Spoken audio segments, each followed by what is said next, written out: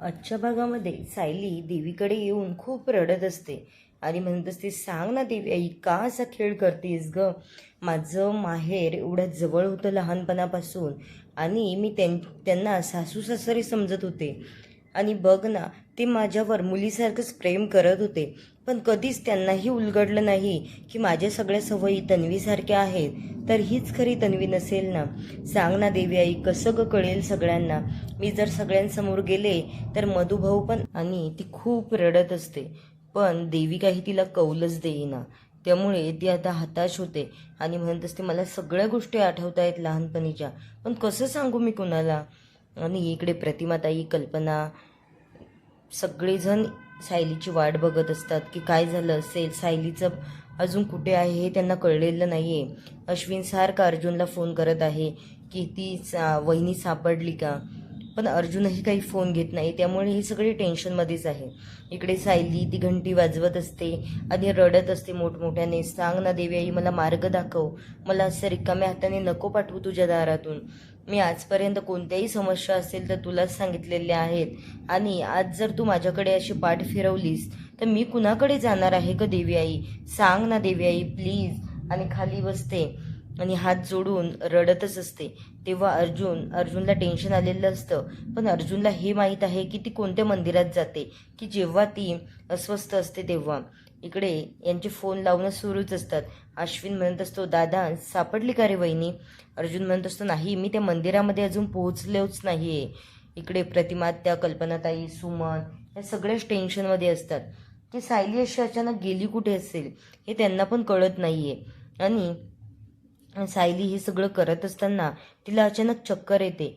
तेवढ्यातच अर्जुन तिथे पोहोचतो आणि तिने काही खाल्लेलं पण नाही आहे, एकतर ती प्रेग्नेंट आहे आणि सारखी देवीला बोलतच होती.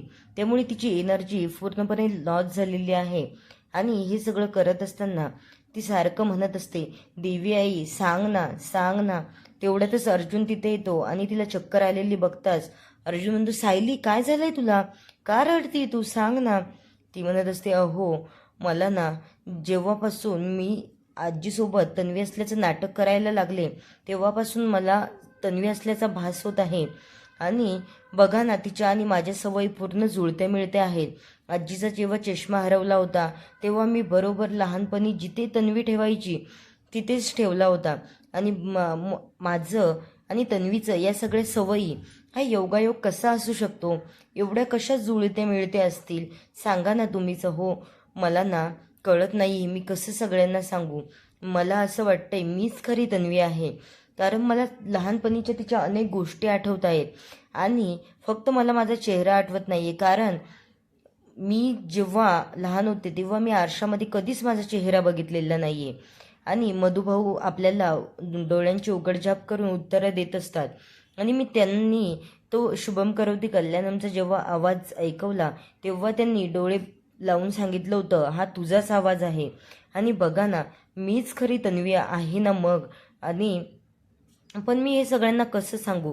सुभेदार आणि किल्लेदार तन्वीच्या बाबतीत किती हळवे आहेत. आणि हे बघा, मी तुम्हाला मंदिरामध्ये घेऊन गेले होते तेव्हा पण मी सगळ्या गोष्टी तुम्हाला जशाच्या तशा सांगितल्या होत्या, की जिथे पूर्णाजीने सांगितलं होतं.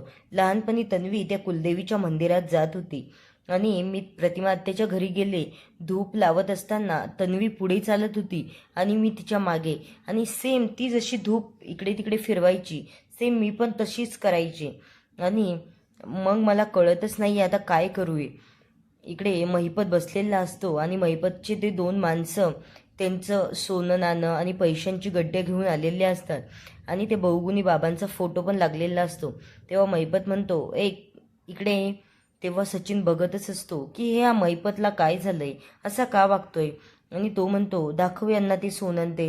आणि म्हणतो, माझी ही जी काळी संपत्ती आहे, मी एवढ्या दिवसाची बदनामी करून आणि 2 नंबरचे धंदे करून ही जी काळी संपत्ती कमवलेली आहे ती मी आता बहुगुणी बाबांना अर्पण करणार आहे, आश्रमासाठी दान करणार आहे.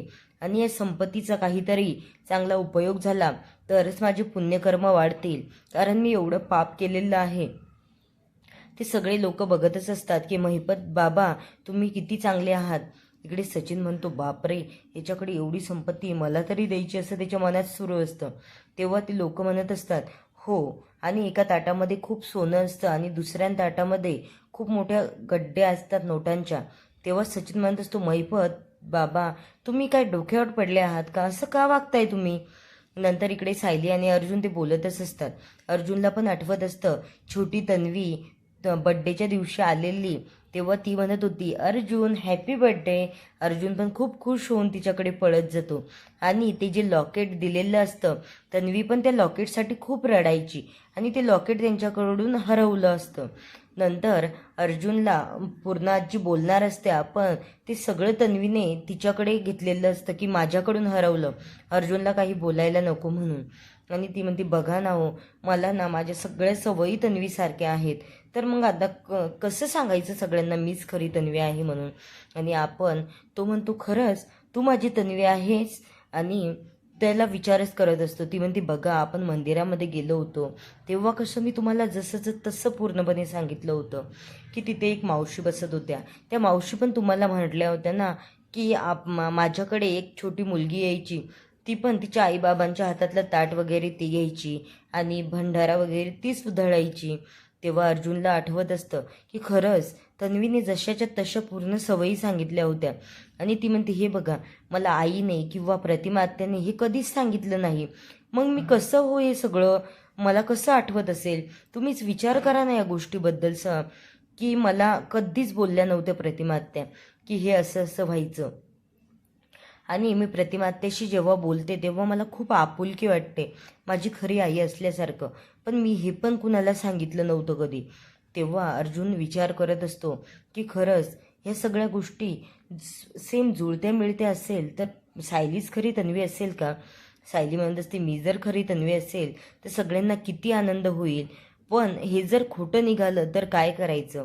आणि मला यावर कोणताच मार्ग सापडत नाहीये. मधुभाऊ जर आता बोलते असते तर त्यांनी हा सगळा प्रॉब्लेम सॉल्व्ह केला असता. तेव्हा अर्जुनचे एक्सप्रेशन बघण्यासारखे असतात. अर्जुन म्हणतो, तू माझी खरी तन्वी आणि माझी बेस्ट फ्रेंड, वाव, हे जर असेल तर माझं खऱ्या तन्वीसोबत लग्न झालं आणि देवाने बघ आपली लहानपणी जोडलेली ब्रह्मगाठ कधीच सुटू दिली नाही. आणि सायली खूप रडत असते आणि म्हणत असते, हो, मला पण असंच वाटतंय. तेव्हा अर्जुनचे एक्सप्रेशन बघण्यासारखे असतात. एवढा आनंद झालेला असतो त्याला की तन्वी असल्याचा, आणि सायली रडत असते. इकडून तो मैपतचा जो माणूस असतो तो बघत असतो. आता तू पुढे जाऊन काय करेल यांच्याबाबत हे बघणं मात्र रंजक ठरणार आहे. सायलीला तो मिठीमध्ये घेतो आणि म्हणतो, माझी खरी तन्वी मला आयुष्यभर माझ्यासोबत असताना कधीच जाणवलं नाही. किती दुर्दैव आहे माझं. इकडे सुमन कॉफी घेऊन येते सगळ्यांसाठी, पण अश्विन खूप चिडतो आणि म्हणतो, वहिनीचा काहीच पत्ता नाही आहे अजून, आणि कसं कॉफी वगैरे घ्यायची, मला तर काहीच जात नाही आहे. कल्पनाताई म्हणतात, या अर्जुनने कॉल पण करून नाही सांगितलं की सायली त्याला सापडली आहे की नाही, कुठे गेली असेल ही पोरगी अचानक, आणि अशी कधी ती जात नाही. आता कुसुमचा प्रतिमा आत्याला फोन येतो आणि ती म्हणते, प्रतिमा आत्या, सॉरी, पण मला अर्जुन सरांनी कॉल केला होता की सायली आश्रमामध्ये आली आहे का? काय झालंय? सायली तर आश्रमामध्ये नाही आली. सायलीचं काही बरं नाही का? प्रतिमा त्या इकडे तिकडे बघतात आणि म्हणतात, सांगते. आणि घडलेला पूर्ण प्रकार ते सुमनला सांगतात की कसं झालं होतं. आणि इकडे सायली आणि अर्जुन आनंदाच्या भरात खूप आनंद झालेला असतो, त्यामुळे त्यांना कळतच नाही कशा भावना व्यक्त करायच्या. आणि प्रतिमा त्या सुमनला म्हणत असते, अगं हो, तिला चक्कर आली होती आणि ती झोपलेली होती. सगळे तिच्याकडून बाहेर आले तेव्हा ती एकटीच रूममध्ये होती आणि केव्हानाच ती उठून एकटीच बाहेर गेली. आता कुठे गेली असेल हे अर्जुन शोधायला गेलाच आहे आणि त्याचा फोन आल्याच्या नंतर आम्ही तुला कळवतो. इकडे अर्जुन म्हणत असतो, सायली, असं जर असेल तर आपण एक काम करू शकतो ना, की तू खरी तन्वी आहेस, चल आत्ताच्या आत्ता घरी जाऊन सांगूया. सायली म्हणत असते, अहो, तुम्ही वकील आहात, तुम्हीही पुराव्यांशिवाय कशावरही विश्वास ठेवत नाहीये, आणि हे लहानपणीचं ज्या गोष्टी आहेत त्या मला अर्ध्याच आठवतात, आणि मग मी कसं सगळ्यांना हे सांगू की मीच खरी तन्वी आहे? हे खोटं जर निघालं तर मग सगळे किती दुखावतील. पहिलाच त्यांनी एक खूप मोठा धक्का पचवला आहे की प्रियाने एवढ्या दिवस नाटक केलं खरी तन्वी असल्याचा, आणि नंतर तेव्हा त्यांना कळलं तेव्हा रविराज काका अजूनही त्या धक्क्यातून बाहेर आलेले नाहीये. तर आपण कुठल्या तोंडाने त्यांच्यासमोर जायचं आणि डायरेक्ट सांगायचं की मी तुमची मुलगी आहे. ते हेच म्हणतील ना, माझ्यासोबत खेळ करू नकोस आणि सायली तुझ्याकडून आम्हाला ही अपेक्षा नव्हती. तर मग अर्जुन म्हणतो आपण DNA टेस्ट तर करू शकतो ना. प्रतिमा आत्या आणि तुझी DNA टेस्ट मॅच झाली तर आपण अगदी पुराव्यानिशी त्यांच्यासमोर जाऊ शकतो आणि सांगू शकतो. सायली म्हणत असते हो, हा मार्ग मला पण पटतोय की आपण DNA टेस्ट करून ठरवू शकतो की मीच खरी तन्वी आहे. आणि हे असं असल्यास आपल्याला कुणाला खोटं पण बोलावं लागणार नाही, कारण तेव्हा आपल्या हातात पुरावा असेल.